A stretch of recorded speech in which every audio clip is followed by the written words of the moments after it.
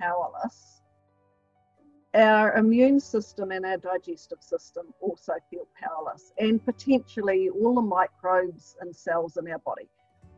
And this creates a situation in our body where autoimmune dysfunction starts to become very prevalent within our body. Through the work that I've done, through myself, through the sessions that I've had with Neil and one or two other practitioners, we've managed to bring my body back into a state of wellness, because I had been experiencing, probably for about a period of 15 years, the symptoms of fibro and MS.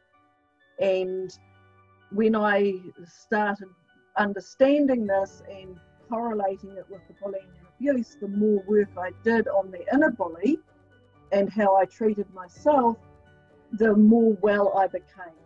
And now I'm symptom free. So the other understanding that I had was that when I'm treating myself disrespectfully and unkindly and abusively, that energetically sets up an unspoken message to others in my environment that it's actually okay for them to treat me like that as well.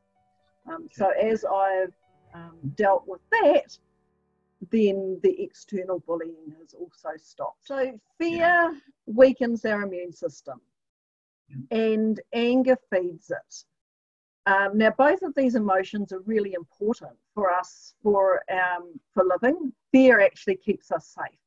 However, when it's expressed inappropriately, it paralyzes us and weakens our immune system.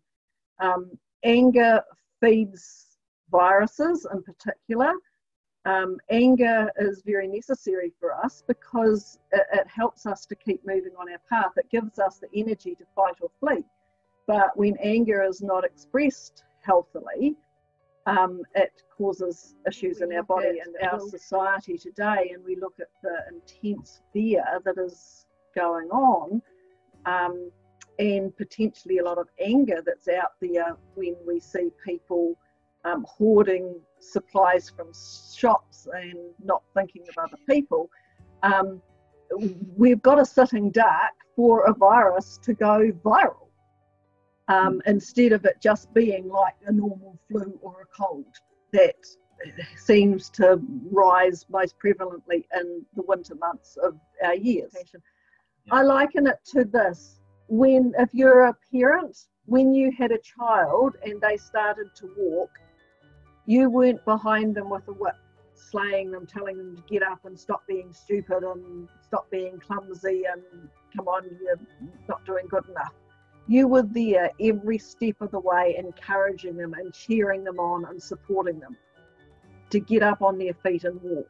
And this is what we've got to start to do to ourselves. We've got to become our own cheerleader and encourage ourselves and support ourselves and stop beating ourselves up and whipping ourselves and abusing ourselves when we start to make some